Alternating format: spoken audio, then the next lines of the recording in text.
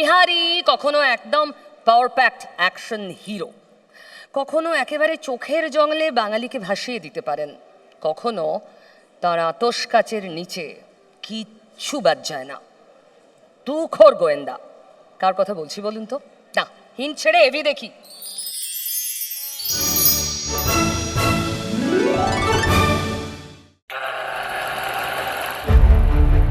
তিনি কেবল অভিনেতা নন, সিনেমায়া মেখে তিনি হয়ে ওঠেন এক একটি চরিত্র। কখনো তিনি ঋতুপর্ণ ঘোষের বিহারী, কখনো আবার পেশিবহুল শরীর। বাংলার অ্যাকশন হিরোর সংজ্ঞাই বদলে দিয়েছেন তিনি। অনুশাসন আর পরিশ্রম যাঁর সাফল্যের মূল মন্ত্র। 3 দশকের দীর্ঘ সফর, প্রতিটি সিনেমা, প্রতিটি সিরিজে তিনি প্রমাণ করেছেন নিজেকে প্রতিনিয়ত ছাপিয়ে যাওয়াই হল প্রকৃত শিল্পী সত্তা।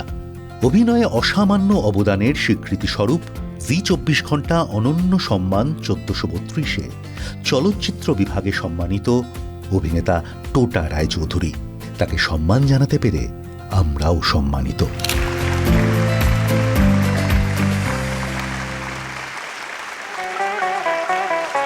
টোটা রায়চৌধুরী, কংগ্রাচুলেশনস। প্লিজ মঞ্চে আসুন। আর টোটাকে সম্মানিত করতে আজ আমি ডাকবো গো এভরিওয়্যার ট্যুরস অ্যান্ড ট্রাভেলস এর ডিরেক্টর মিস্টার সম্বুদ্ধ ঘোষ, মঞ্চে আসবেন প্লিজ। মিসেস শাশ্বতী ঘোষ, মঞ্চে আসবেন প্লিজ। এবং মিস্টার রক্তিম দাস, ZMCL মানে জি মিডিয়ার সিইও, প্লিজ স্যার মঞ্চে আসবেন। আর বিশিষ্ট পরিচালক প্রভাত রায়, অভিনেতা জয়া এহসান, মঞ্চে আসবেন প্লিজ। এতদিন ধরে যারা বাংলার একটা ধারা, শিল্পের ধারাকে বয়ে নিয়ে যাচ্ছেন, তারা আমাদের মধ্যে উপস্থিত হয়েছেন। এবং অভিনন্দন অবশ্যই টোটাকে আমি উত্তরীয় পরিয়ে দিতে অনুরোধ করব সম্বুদ্ধ বাবুকে। সম্বুদ্ধ বাবু, আমি মিস্টার রক্তিম দাসকে অনুরোধ করব সার্টিফিকেটটা যদি টোটার হাতে তুলে দেন। সার্টিফিকেট। আর এবার বাকি রইল ট্রফি। এটা না একটা ঐতিহাসিক মুহূর্ত টোটার। আমি যদি খুব ভুল না করি, টোটা প্রভাত বাবুর হাত ধরেই তোমার এই দুনিয়ায় পা রাখা, তাই তো? প্রভাত বাবু এবং জয়া এহসান দুজনেই ট্রফি তুলে দেবেন টোটা রায়চৌধুরীর হাতে। আরো জোরে।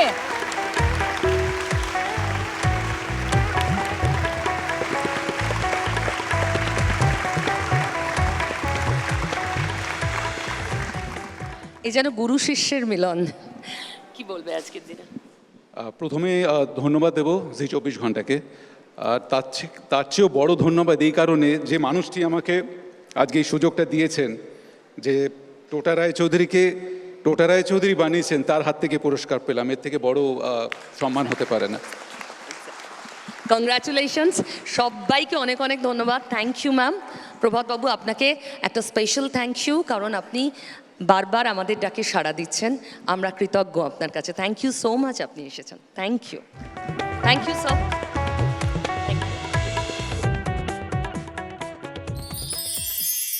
অনন্য সম্মান 1432-এ অভিনয় জগতে তার 30 বছরের অবদানের জন্য এবছর আমরা তাকে অনন্য সম্মান দিতে পেরে গর্বিত। তিনি আমার সঙ্গেই রয়েছেন, আমাদের সকলের প্রিয় অভিনেতা টোটা রায়চৌধুরী। টোটাদা, আমি প্রথমেই জিজ্ঞেস করবো, এই যে আমি বললাম যে তোমার একটা 30 বছরের লম্বা কেরিয়ার, এখন কি কোনো এই পুরস্কার, অ্যাওয়ার্ড, সম্মান, এগুলো কি তোমাকে এক্সাইট করে এখনো? হ্যাঁ, ভীষণভাবে। তার কারণ দেখো, এটা তো মানে পুরস্কারটা আমি মনে করি দর্শকের ভালোবাসা, এবং সেই ভালোবাসা তোমাদের মাধ্যমে পুরস্কারের রূপ নিয়ে আমার কাছে এসেছে। সেই কারণে সবসময় এক্সাইটেড লাগে, অবশ্যই লাগে, এবং আমাদের অনুপ্রেরণা যোগায়। ধরো একটা পুরস্কার ভালো কাজ করার জন্য অনুপ্রেরণা যোগায়। একদমই তাই। মানে এটা তো মনে হয় যে রেকগনিশন একটা, যেটা মূলত দর্শকের কাছ থেকেই আসে। আমরা একদম শুরু থেকে যদি একটু শুরু করি, 30 বছর আগের কথা একটু জানতে চাইবো তোমার কাছে, যে অভিনয় করতেই চেয়েছিলে বরাবরই, নাকি বাই অ্যাক্সিডেন্ট অভিনয় করা শুরু? না, এটা বাই অ্যাক্সিডেন্ট। আমি হতে চেয়েছিলাম, আমি জয়েন করতে চেয়েছিলাম ভারতীয় সেনাবাহিনী, ইন্ডিয়ান আর্মি, এবং সেইভাবেই আমি প্রস্তুতি নিচ্ছিলাম। আমি কলেজে পড়াকালীনই ফার্স্ট ইয়ার থেকেই CDS মানে কম্বাইন্ড ডিফেন্স সার্ভিসেসের জন্য তৈরি হচ্ছিলাম। কিন্তু বিধি বাম, আমি এক বন্ধুর সঙ্গে একটি ফটো সেশনে গেছিলাম, তার ফটোশ্যুটে গেছিলাম। সেখানে ফটোগ্রাফার কাজের শেষে আমাকে বলল তোমার একটা ছবি তুলি।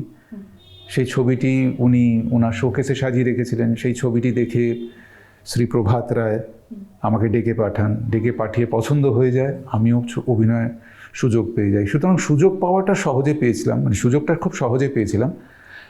পরবর্তী অধ্যায়টা বেশ কঠিন ছিল। একদম, ওই প্রথম সুযোগটা কোনোভাবে চলে এলেও সেটা ধরে রাখাটা অনেক সময় চাপ হয়ে যায়। আচ্ছা, তোমার নাম পুষ্পরাগ রায়চৌধুরী, সেখান থেকে টোটা রায়চৌধুরীটা হলো কি করে? দেখো, টোটা আমার ডাক নাম। টোটা গোপীনাথের মন্দির আছে পুরীতে। তো আমার দাদু যে সময় আমার জন্মের খবর পান, সেই সময় আহ্নিক করে, সন্ধ্যার আহ্নিক করে উনি যখন ফিরেছিলেন তখন এই খবরটা পেয়েছিলেন বলে টোটা গোপীনাথ থেকে টোটা, এবং সর্বত্র তাই হয়ে গেছিল। যখন প্রবাদদা আমার সঙ্গে যোগাযোগ করেন তখন যিনি ফটোগ্রাফার তখন ওনাকে বলেন যে ওনার নাম টোটা রায়চৌধুরী। এবার পরবর্তীকালে যখন আমি বললাম যে আমার নাম পুষ্পরাগ রায়চৌধুরী, প্রবাদদা বলল না, তোমার নাম টোটা রায়চৌধুরী। আমার নামটা ভীষণ পছন্দ হয়েছে, এমনকি প্রথম ছবির যে চরিত্র, সেই চরিত্রের নামও উনি টোটাই রেখেছিলেন। আচ্ছা, মানে প্রভাতদার হাত দিয়েই তোমার পুষ্পরাগটা আর স্বীকৃতি পেল না, না? সেটা এমনিতেই ওই স্কুল লাইফের পর থেকেই পুষ্পরাগটা একটু ব্যাকগ্রাউন্ডে চলে গেছিল। আচ্ছা, আমি তোমাকে যখনই আমি ফেসবুকে বা সোশ্যাল মিডিয়ায় দেখি যে তুমি তোমার ফিটনেস নিয়ে খুবই সচেতন, এবং তুমি দেখেছি যে বিভিন্ন রকম আর্ট, মার্শাল আর্ট বোধহয় তুমি জানো, তো তুমি সেগুলো প্র্যাকটিসও করো, এবং এই যে তোমার এই যে মানে শারীরিক অভ্যাস, এইটা কি কোথাও গিয়ে খুব মানসিক শান্তি দেয়? অবশ্যই, কারণ আমার মনে হয় যে এক্সারসাইজ বলো, ব্যায়াম বলো, যোগাসন বলো, যাই বলো না কেন, এটা না একটা মানুষের মধ্যে একটা ডিসিপ্লিন আনে। শরীর এবং মনকে যদি তুমি একটা একই টিউনে মাপতে পারো, একই সুরে মাপতে পারো, তাহলে তুমি তোমার জীবনে বা তোমার এই জীবনযাপন থেকে সবচেয়ে বেশি ফল লাভ করবে। তো আমার কাছে ফিটনেস আমার জীবনের অত্যন্ত গুরুত্বপূর্ণ একটি অঙ্গ। শুধুমাত্র ফিট থাকার জন্য নয়, আমাকে আমার মানসিক এবং শারীরিক যে তারটা যেন সেই বাঁধা থাকে, মানে একই সুরে বাঁধা থাকে, সেইটা চেষ্টা করি। সেই কারণে ফিটনেস। একটা কথা খুব প্রচলিত রয়েছে যে টোটা রায়চৌধুরী টলিউডে রাজনীতির শিকার, তুমি কি মনে করো সেটা? আমি সেটা নিয়ে ভাবতেও চাই না। দেখো, যেটা আমার এই এতটা জার্নি কভার করার পর একটা জিনিস বুঝতে পেরেছি, যেটা আমার হাতে নেই সেটা নিয়ে ভেবে সময় আমি ব্যয় করব না।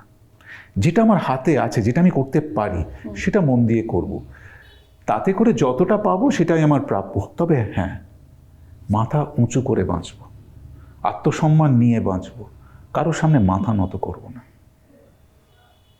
আমি এই ব্যাপারে প্রথম থেকে যে হ্যাঁ, অবশ্যই আমার কাজের দরকার, কিন্তু আমি হাত পেতে কাজ চাইব না।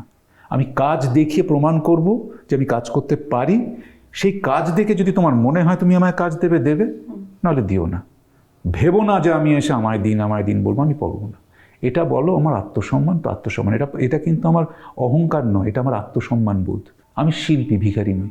তুমি একই সঙ্গে বড় পর্দায় কাজ করেছো, ছোট পর্দায় কাজ করেছো, ওটিটিতে কাজ করেছো, সব জায়গায় এখন দাঁড়িয়ে বলা যেতে পারে সব জায়গায় সুপারহিট। Thank you.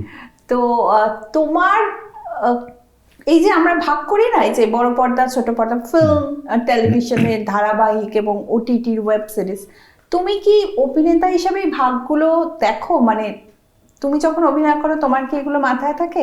আর তোমার কি মনে হয় কোনটা সবচেয়ে বেশি এমন মিডিয়াম যাতে মানুষের কাছে পৌঁছাতে পারে? Very good question. আমি যেটা করি সেটা হচ্ছে যে আমি প্রত্যেক মিডিয়ামকে আমি সম্মান করি, কারণ আমি জানি প্রত্যেক মিডিয়ামের একটি নিজস্ব দর্শক আছে। অনেকে আছে না, অনেকে বড় পর্দাটাকে মনে করে একদম হিমালয়ের চূড়ো, ছোট পর্দাটাকে অতটা পাত্তা দেয় না।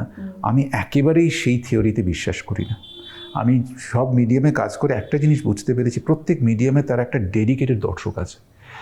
তুমি যদি বলো কোন মিডিয়ামে সবচেয়ে বেশি দর্শকদের হৃদয়ে পৌঁছানো যায় বাংলার পরিপ্রেক্ষিতে, সেটা হচ্ছে টেলিভিশন। টেলিভিশন একটা প্রপার টেলিভিশন সিরিয়াল করে মানুষের যে ভালোবাসা পাওয়া যায়, সেটা আমি অন্য কোনো মিডিয়ামে কাজ করে পাইনি, না বড় পর্দায় না অনুপর্দায়, মানে ওটিটি। টেলিভিশনে যে ভালোবাসাটা পেয়েছি সেটা অনস্বীকার্য। বাট হ্যাঁ, আমার এখন যেটা হয় যে আমি অভিনয়ের তারতম্য করি না। অভিনয়টা আমার ওই স্ক্রিপ্ট অনুযায়ী, গল্প অনুযায়ী, চরিত্র অনুযায়ী সেরকম অভিনয় করি, কিন্তু আমার দর্শক বুঝে অভিনয় করি।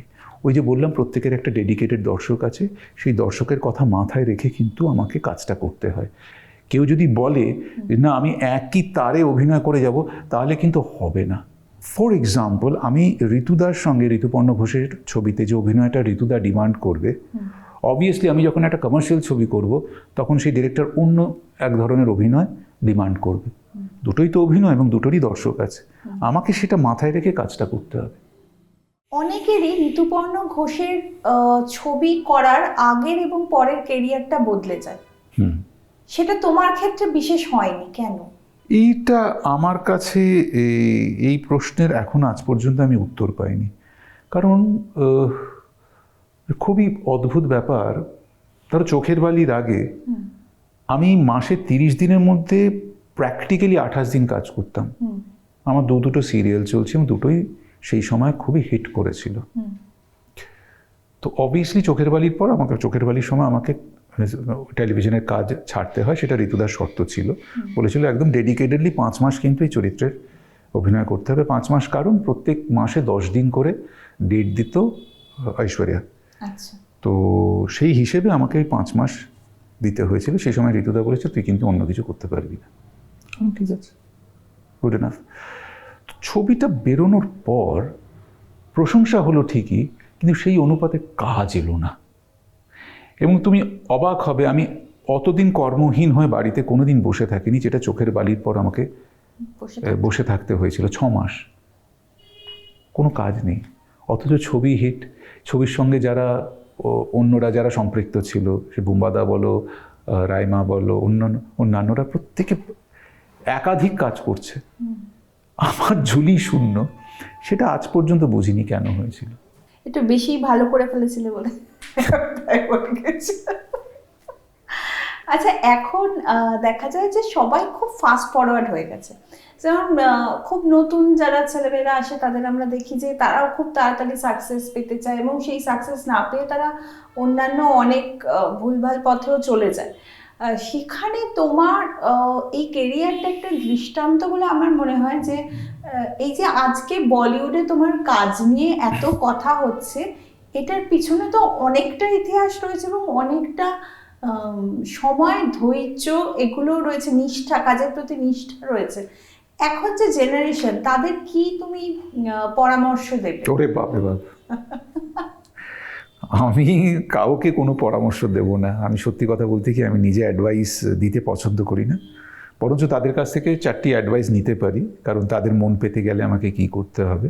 আমার ক্ষেত্রে বলতে পারি যে ধৈর্য ছাড়া তো সম্ভব নয়। আমাকে যদি কষা মাংস বানাতে হয়, যেটা আমি তরিবত করে খাবো রবিবার দিন, তার জন্য সময় লাগে। সেটা কিন্তু ইনস্ট্যান্ট নুডলস নয় যে দিলাম 2 মিনিটে হয়ে গেল। তার জন্য কিন্তু একটা 15 মিনিটের রান্নার জন্য কিন্তু আমাকে 2-2.5 ঘন্টায় আমাদের যারা রান্নাঘরে যারা আমাদের রান্না করেন, সেই প্রিপারেশনটা নিতে হবে। তো আমার মনে হয় কোনো ভালো ডিশ তৈরি করতে গেলে সেই প্রিপারেশন নিতে হয়। তুমি যদি চটজলদি সাকসেস পাও, তুমি কিন্তু চটজলদি ফেলিয়ারটাও পাবে।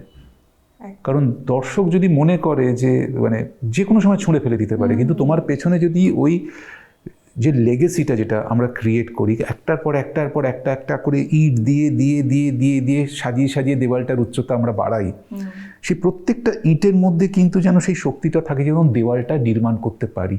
সেই কারণে কাজগুলো বাঁচতে হবে। হ্যাঁ, এবার কেউ যদি বলে না আমি হিরো হব, বা বিশেষ করে হিরোইন, তাদের এখন স্প্যানটা কমে গেছে। তো ওই কম স্প্যানের মধ্যে আমাকে যত তাড়াতাড়ি সম্ভব কাজটা শেষ করতে হবে, নইলে অনেকেই আছে ভেঙে। সেইটা অন্য বিষয়, সেইটা অবশ্যই তাকে একটু স্পিডি হতে হবে। কারণ হয়তো 20 বছর বয়স থেকে শুরু করলো, 30-এর মধ্যে তাকে ওই জায়গাটা তৈরি করতে হবে। কিন্তু কেউ যদি অভিনেতা বা অভিনেত্রী হতে চান, তাহলে কিন্তু একটু বুঝে শুনে কাজটা করতে হবে। কারণ মানুষকে, এখন মানুষ না ক্ষমাহীন হয়ে গেছে, আমাদের সময় অতটা ছিল না। আমাদের সময় একটা ভালো ছবি করার পর দুটো খারাপ ছবি করলে ক্ষমা করে দিত, ঠিক আছে করেছে। এখন ক্ষমা করবে না। তুমি 3টে ভালো ছবি করলে, একটা খারাপ ছবি করলে, ধুর দেখবই না, বাজে ছবি করে, এমন মানসিকতা হয়ে গেছে। তাই বলবো যে স্লো অ্যান্ড স্টেডি। তুমি খাওয়ার কথা বলছিলে, কিন্তু তুমি কি কিছু খাও? তোমাকে তো 30 বছর ধরে একই দেখতে রয়েছে। না না, আমি খাই। বাঙালির ছেলে, বাঙালির ডিএনএ, খাবো না খেয়ে যাবো কোথায়? আমি ভীষণ মিষ্টি খেতে পছন্দ করি। এটা কেউ বিশ্বাস করবে না। বিশ্বাস করে না বাড়ির লোক ছাড়া, তারা জানে আমি কিরকম মিষ্টির পোকা। কি হয় জানো তো, আমি ওই একটা, এই কথাটা আমি বারবার বহুবার কয়েক হাজারবার বলেছি, সেটা হচ্ছে পরিমাণ পরিণাম মাথায় রেখে। আমি রোজ, আমি বলছি তো, আমি যতদিন বাঁচবো আমি ততদিন রোববার দিন মাংস খাবো এবং রসের মিষ্টি খাবো, কিন্তু এই রোববারই। সোম মঙ্গল বুধ বৃহস্পতি ওটা কিন্তু আমার মুখে তুমি তোলাতে পারবে না। কিন্তু রোববার দিন যখন খাবো, কবজি ডুবিয়ে খাবো, সেদিন আর কারো কথা শুনবো না। এই যে পরিমিতি বোধ যদি থাকে, আজীবন খেতে পারবো। ঠিক। আচ্ছা, তোমার কেরিয়ারের কথা তো এত শুনলাম, তোমার ব্যক্তিগত জীবন তুমি খুব আড়াল করে রাখো, এবং সেখানে তোমার মেয়ে আছে, স্ত্রী আছেন। মেয়ে কি অভিনয়ে ইন্টারেস্টেড? একেবারেই না। একেবারেই নয়, একেবারেই নয়। আমি 2-1বার পরীক্ষা করার মতো পরীক্ষা করার জন্য জিজ্ঞেস করেছিলাম, কিরে অভিনয় করবি, নেপো কিড হবি, স্টার কিড হবি, সব বললে ও বলে না, ওটার জন্য আলাদা স্কিল লাগে বাবা, আলাদা ট্যালেন্ট লাগে, সেটা আমার মধ্যে নেই। আমার মধ্যে যেটা আছে আমি সেটা নিয়েই থাকতে চাই। আচ্ছা, আমি শেষ করব, আমাদের হাতে সময় খুবই কম। তুমি কি চাও, তোমাকে দর্শক কিভাবে মনে রাখুক? একজন স্টার, একজন নিখুঁত অভিনেতা, নাকি একজন আদর্শ মানুষ? দেখো, মনে রাখবে না কেউ মনে রাখবে না। জহর রায়কে মনে রেখেছি আমরা, তুলসী চক্রবর্তীকে মনে রেখেছি, উৎপল দত্তকে মনে রেখেছি। এই জেনারেশন জানে তারা কোন মাপের অভিনেতা। সাবিত্রী চট্টোপাধ্যায় এখনো জীবিতা, ওনাকে আমরা এই জেনারেশন মনে রেখেছে। এরা হচ্ছে ভারতবর্ষের সর্বকালের সর্বশ্রেষ্ঠ অভিনেতা অভিনেত্রীদের মধ্যে পড়ে। কেউ মনে রাখবে না। এখন বললাম তো, এখন মেমোরি খুব শর্ট, মেমোরি কার্ড দিয়েও মনে রাখার মতো জায়গা খুঁজে পাবো না। প্রচুর কেউ আমাকে মনে রাখুক সেটাও আমি চাই না। যতদিন কাজ করব আমি না সৎভাবে কাজ করতে পারি, মাথা উঁচু করে কাজ করতে পারি, মৃত্যুর পর আমার মনে হয় না কেউ আমার মনে রাখে।